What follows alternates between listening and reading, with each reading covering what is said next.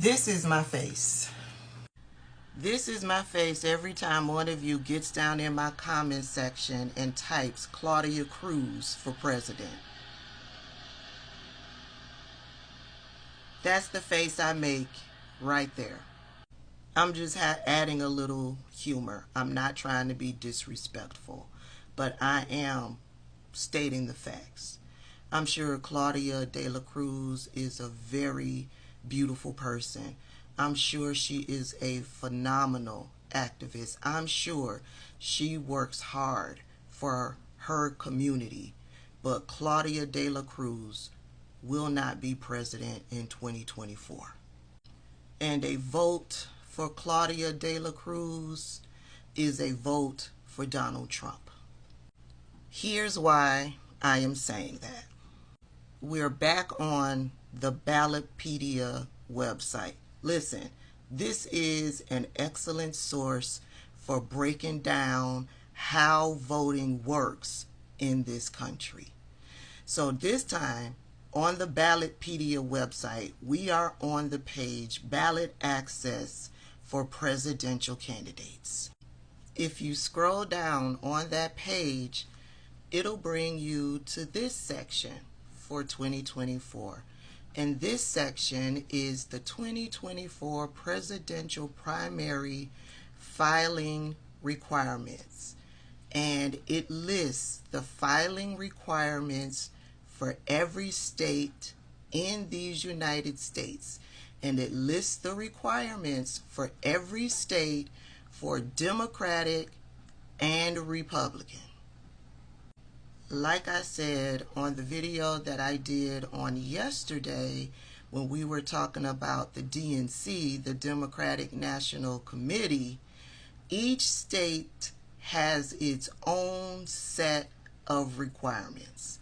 Specifically right here, we see that one of Alabama's requirements is 350 to 500 signatures. That's for the Democrat and the Republican. For Alaska, they don't require signatures at all for Democrat or Republican. So for each state, they have a set of requirements that you have to meet in order to get on the ballot.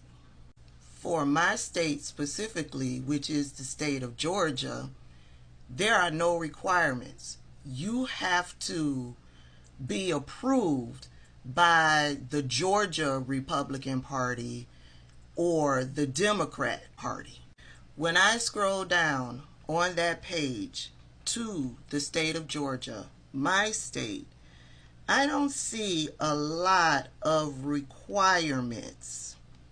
Okay?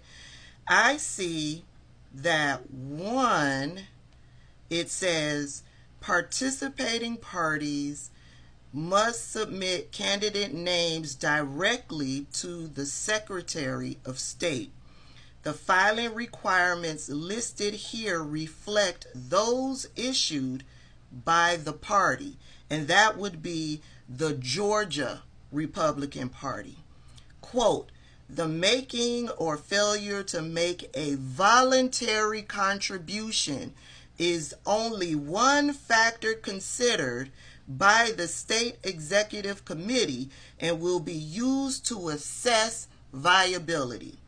The making of a contribution does not guarantee ballot access, although it certainly is a demonstration of visibility. End quote. And how much does that contribution need to start at? $25,000. That's if you are a Republican candidate and you want to run for President of the United States in the state of Georgia. That's how you get your name on the ballot. Now it's different for the Democrats.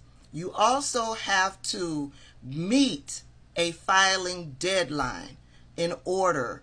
That's also one of the requirements, okay? So each state has different requirements different amounts of money that you have to donate. I'm looking at Florida. Florida Republicans, you have to donate $25,000 or $100,000, and I'm sure that's based on different requirements. This is the beautiful Claudia de la Cruz. This is the woman who you see tagged in all of your comment sections. She is running for president for the Party for Socialism and Liberation. Did y'all know that party even existed? This is her running mate. I forget her name. In that article, Claudia de la Cruz states that if she were to become president, her first act would be to seize control of Amazon and Tesla and 100 other top organizations. And once she's done that, she would move to abolish the Senate and the Supreme Court. And the article states there isn't a specific plan in how she would go about doing this.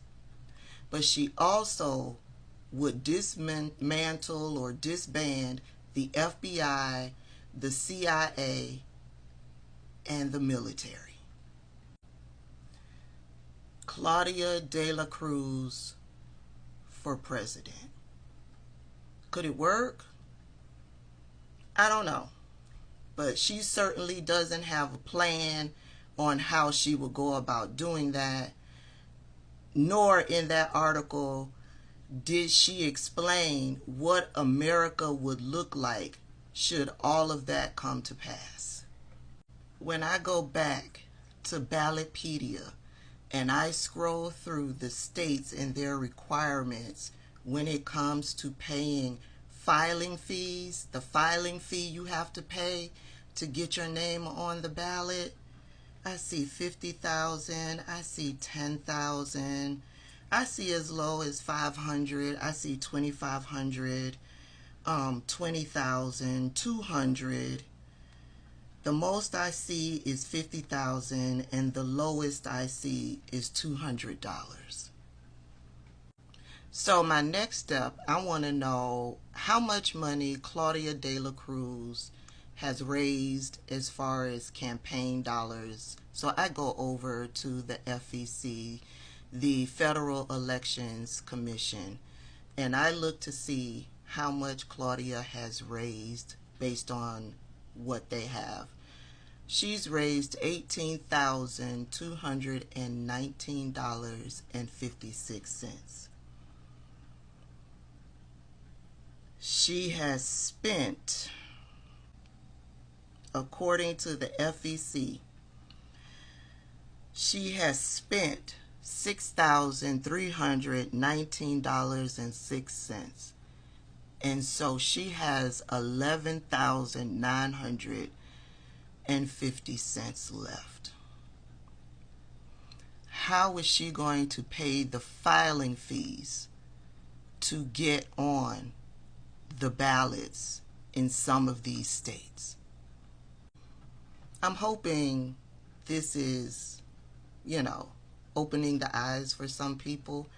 It's not that we're being mean. We are thinking logically. We know how this system works.